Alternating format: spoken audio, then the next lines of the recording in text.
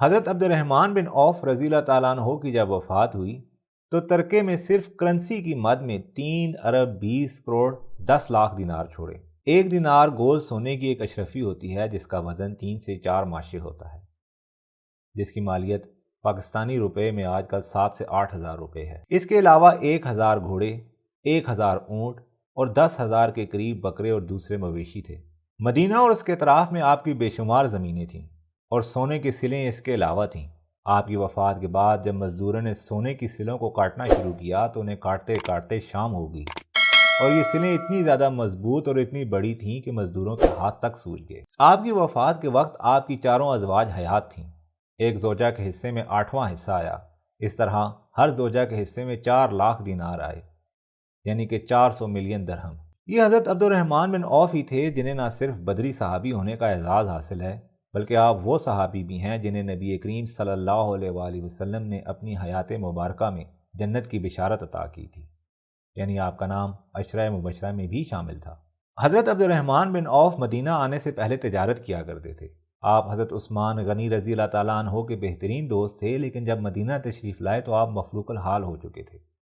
نبی کریم صلی اللہ علیہ وآلہ وسلم نے جب آپ کی مواخات کروائی تو آپ کے انصاری بھائی نے آپ سے پوچھا کہ آپ کو کتنا مال چاہیے۔ آپ نے صرف ان سے ایک سوال پوچھا کہ مجھے بازار کا رستہ بتا دو اور یہ بتا دو کہ کس چیز کی مارکیٹ میں ڈیمانڈ ہے۔ اس کے بعد حضرت عبد الرحمن بن عوف نے مدینہ میں جانوروں کی گلے میں باندھنے والی گھنٹیوں کا کاروبار شروع کیا، اور بہت جلد اس مارکیٹ میں آپ کا راج ہو گیا۔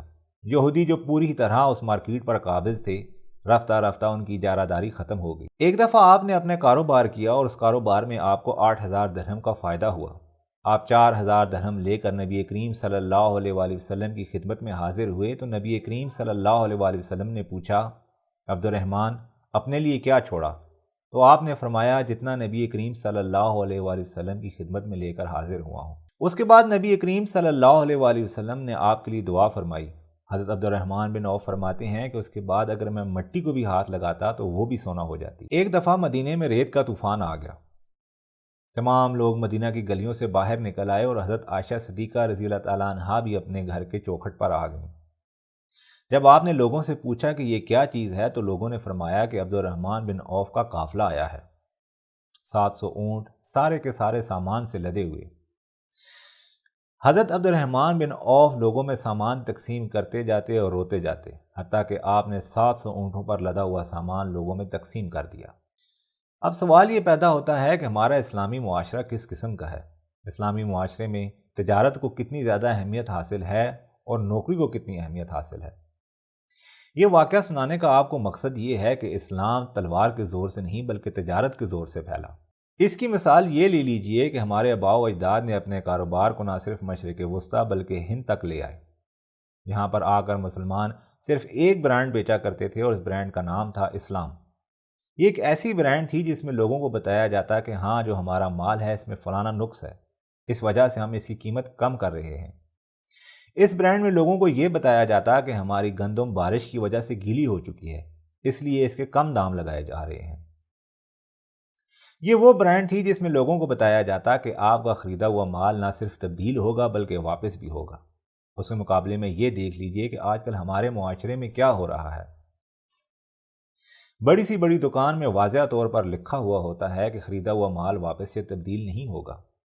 اب یہ بھی اندازہ کر لیجئے کہ اس وقت دنیا میں 5 سے بڑی آئل کمپنیز ہیں، لیکن اس کے مقابلے میں ہر ممالک جو 11 میں سے 10 بڑے ممالک تیل کی پیداوار کرتے ہیں وہ مسلمان ممالک ہیں، لیکن کسی کی بھی اتنی بڑی آئل کمپنی نہیں ہے۔ اس کے مقابلے میں ہمارے ملک کے اندر بڑے بڑے ہوٹلز جو کہ پورے ملک کے اندر پھیلے ہوئے ہیں، ان کی ایک بھی انٹرنیشنل برانڈ نہیں ہے۔ آپ یہ بھی دیکھ لیجئے کہ پوری دنیا کے اندر یہ کہا جاتا ہے کہ آپ کاروبار کریں۔